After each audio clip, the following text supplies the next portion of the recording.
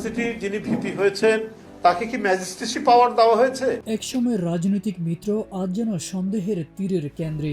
জামায়াতপন্থী ছাত্র নেতার কর্মকাণ্ড নিয়ে বিএনপির সিনিয়র যুগ্ম মহাসচিব রুহুল কবির রিজভীর সাম্প্রতিক বক্তব্যে যেন ফুটে উঠেছে এক অস্বস্তিকর দূরত্বের ইঙ্গিত। প্রশ্ন উঠেছে, হঠাৎ কেন চটেছেন রিজভী, আর জামায়াতের উপর ক্ষোভই বা কেন?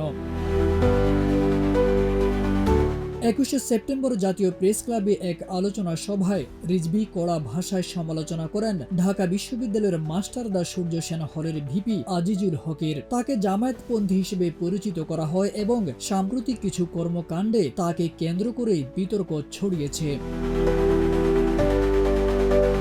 রিজভীর অভিযোগ, বিশ্ববিদ্যালয়ের হল ভিপি হয়ে আজিজুল যেভাবে এক দোকানিকে টেস্টিং সল্ট রাখার অভিযোগে ৩,০০০ টাকা জরিমানা করেছেন তা তার এখতিয়ারের বাহিরে। তিনি প্রশ্ন তোলেন, যিনি ভিপি হয়েছেন তাকে কি ম্যাজিস্ট্রেসির ক্ষমতা দেওয়া হয়েছে?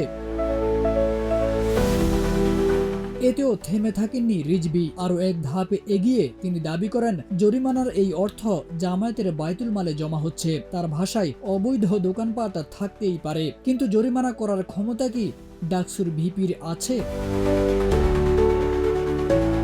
ঢাবির হলগুলোতে ছাত্রদের জন্য লোহার খাট, ডাইনিং টেবিল দেওয়ার বিষয়টিও রিজভীর সমালোচনার তীর বিদ্ধ করেছে। তার প্রশ্ন, এটা কি এতিমখানা নাকি? এমন কাজ ছাত্র সংগঠন বা ডাকসুর দায়িত্ব নয় বলে তিনি মন্তব্য করেন। তিনি এসব কর্মকাণ্ডকে খারাপ আলামত এবং রাষ্ট্রবিরোধী বলে অভিহিত করেছেন। সব মিলিয়ে রিজভীর বক্তব্যে স্পষ্ট হয়েছে, ছাত্র রাজনীতির নামে নিজস্ব নিয়ম তৈরি, দণ্ডবিধির প্রয়োগ এবং সংগঠনের নামে ফান্ড আদায়ের সংস্কৃতির বিরুদ্ধে বিএনপির উচ্চ পর্যায়ে থেকেও এখন অস্বস্তির সুর উঠেছে, বিশেষ করে সেটা যদি জামায়াতের সংশ্লিষ্টদের ঘিরে হয়।